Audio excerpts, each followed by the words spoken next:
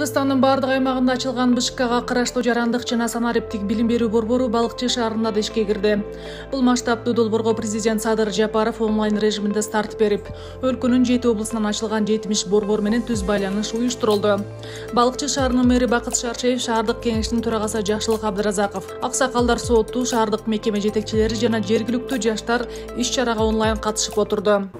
Баарыңыздардын ишиңиздер ийгиликтүү болсун.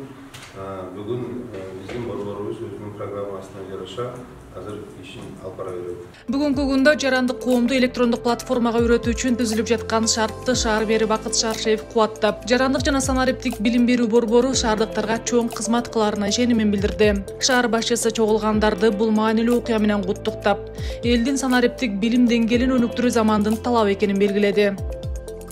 Бүгүнкү долбоор дагы бул санариптик билим берүү долбоору. Бул долбоор аркылуу ушу биздин жарандарыбыз, жаштарыбыз, негизи эле ар кайсы катмардагы Балыкчы шаарынын жарандары билим ала алат, көп маалыматтарды ала алат.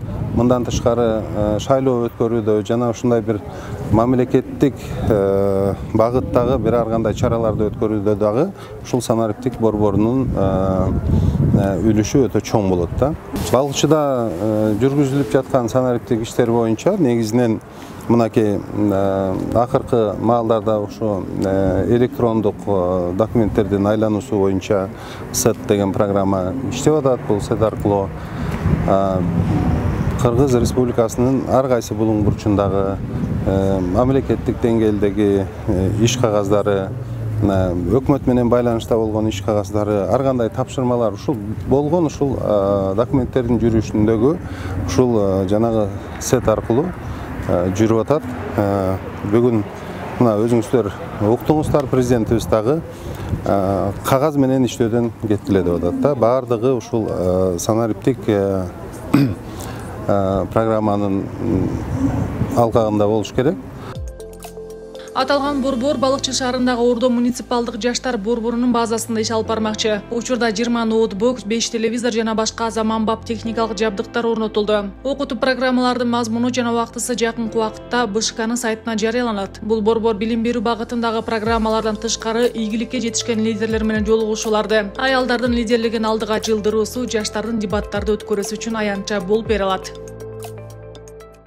Борбордун максаты ушул шаарыбыздагы жарандарды, жарандык коомду жана ошондой эле жашоочуларын ушул санариптик экономикалык жактан электрондук платформаларга окутуу максатында болмокчу.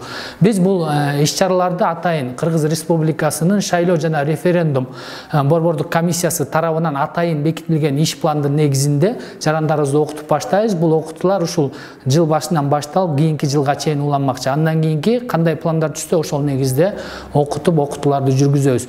Бул максатта биздин Кыргыз Республикабыздын президенти Жапаров Садыр Нуркожоевич айткандай, азыркы күндө бардык тармактарда ушул түндүк системасы боюнча электрондук платформаны жайылтуу жана жарандарды азыркы күндө бюрократиялык негиздерден азайтуу максатында болмокчу. Бирден бир себеби бүгүнкү күндө жумуштун орлонтпой, аз жана камсыз кылуучу эң негизги багыттардын бири бул информациялык технологиялык өнүктүрүү платформаларын жайылтуу максатында болмокчу.